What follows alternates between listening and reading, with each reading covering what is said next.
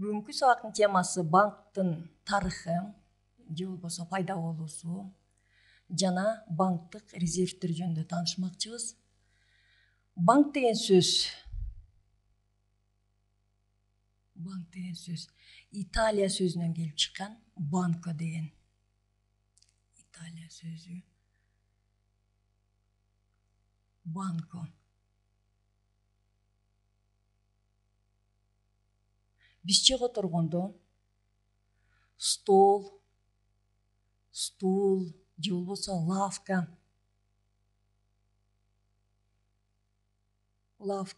Башкача айтканда анын үстүнө монеталарды коюп алмаштыруу деген сөздү түшүндүрөт экен. Башкача айтканда банк бул салымдарды кабыл алып, заемдорду берип туруучу акча рыногундагы ортомчу мекеме болуп саналат. Демек, банктардын пайда тарыхына кайрылсак, биринчи банкирлер булар зергерлер, көпөстөр болгон. Зергерлер, көпөстөр акчалуу адамдар экенин биз тарыхтан билебиз. Алар зергер адамдар асыл буюмдардан, асыл таш металлдардан ар кандай баалуу буюмдарды жасагандыктан алардын акча сактай турган сейфтери, темирден жасалган чоң сандыктары болгон. Ошонун негизинде ал сандыктарына же болбосо сейфтерге өздөрүнүн баалуу буюмдарын сактоо менен бирге эле башка адамдардын дагы суранычы менен, өтүнүчү менен алардын баалуу алтындарын, күмүштөн жасалган буюмдарын жана башкаларын сактап берүүгө макул боло башташкан. Ошону менен бирге эле ошол эле мезгилде акчага муктаж болгон адамдар алардан жанагындай алтын, буюм болобу, акча түрүндө болобу, карызга акча үстүнө акча кошуп берүү менен ала башташкан. Ошентип биринчи банктык иш-аракеттер жүргүзүлүп башталган. Мына ошол сыяктуу эле көпөстөр дагы. Ал акчасын, башка бирөөнүн акчасын сактап бергендиги үчүн кошумча акча төлөп беришкен. Акчасын сактаткан адам ошол зергерге үстүнө акча кошуп берген. Ал эми азыркы мезгилдеги банктар болсо тескерисинче банкка салгандыгы үчүн кошумча банк өзү банктык ставкалар же болбосо депозиттик ставка деп коет. Кошумча үстүнө 10%тен жогору, 14%тин тегерегинде мына азыр ар кайсы коммерциялык банктар бири-бири менен атаандашып, банктык ставкаларды, депозиттик ставкаларды биринин үстүнө бирин жогору кылуунун үстүндө болуп атат. Азыркы учурда 14%тин тегереги болуп атат.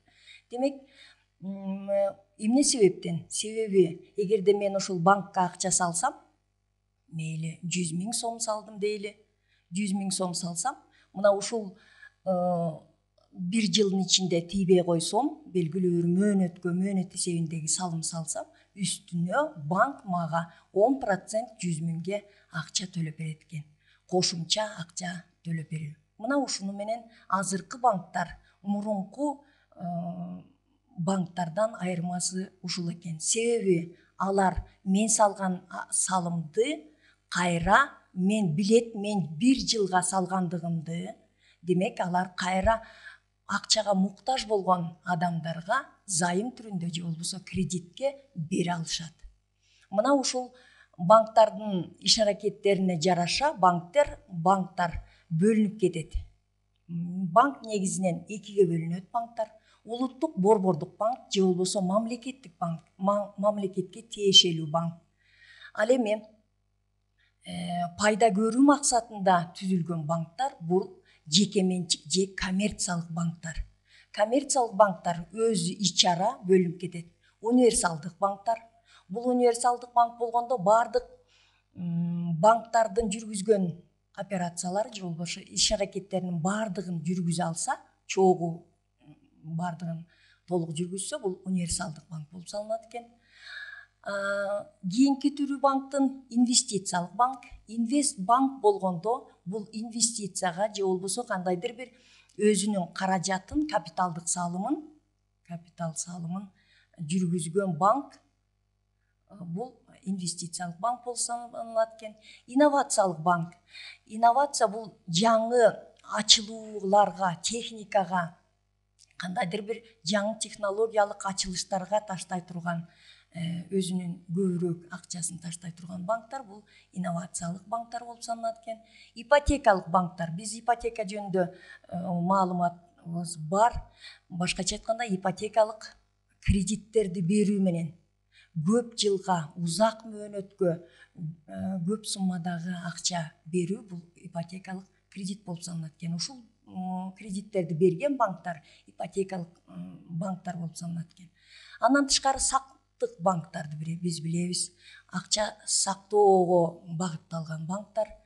Айыл банк бул бизге тааныш. Айыл чарбасын колдоо максатында көбүрөөк кредиттерди берген, мейли мал чарбасы болобу, мейли дыйкан чарбасы болобу, ошол тармакта кредиттерди көбүрөөк берген бул айыл чарба банктары. Ошондой эле курулуш банктары.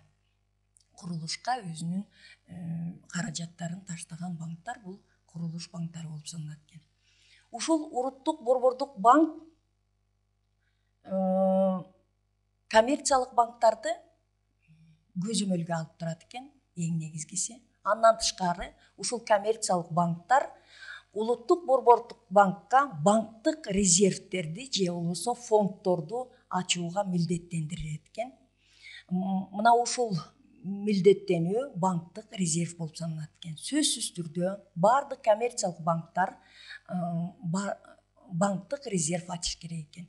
Мына мен жана эле мисал келтирдим. 100 000 сом мен бир жылга же белгилүү бир мөөнөткө акча салсам, ошонун 10% эми салымдын эң негизги 2 бөлүгү эмеси бар, аманат эсебиндеги салым. Аманат эсебиндеги, анан мөөнөт эсебиндеги. Эгерде мен аманат эсебиндеги салсам, мунун бир 10%нен тегерегинде, мына Кыргызстанда 10%, 12% ар кайсы банк негизи бирдей кылып эме кылып коет, улуттук борбордук банк.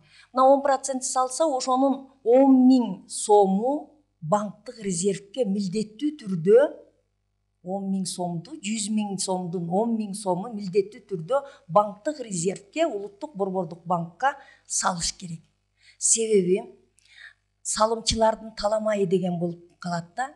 Ар кандай ушак айымдын негизинде салымчылар бир мезгилде ушул банктан акчамды келе деп калган мезгилде алар ошол резерв фонддогу акчадан алып, анан берүү менен алар ошол кыйчалыштыктан чыгып кетет. Себеби эгерде төлөй албай калса, банкрот болду деген ушак айым жүрсө, мына ушул кыйналган учурлар болушу мүмкүн. Ал учурда коммерциялык же болбосо жеке менчик банктар улуттук борбордук банктан кредиттерди же болбосо эсептик ставка, орусча айтат учетная ставка деп коет, кредиттерди алууга мүмкүнчүлүгү бар экен. Эгерде акча каражаты жетишсиз болгон учурда улуттук борбордук банктан жеке менчик банктар кредиттерди алууга мүмкүнчүлүгү бар экен. Мына ушул бүгүн негизинен банктын келип чыгуу тарыхы, анан банктык резерв жөнүндө сөз кылдык.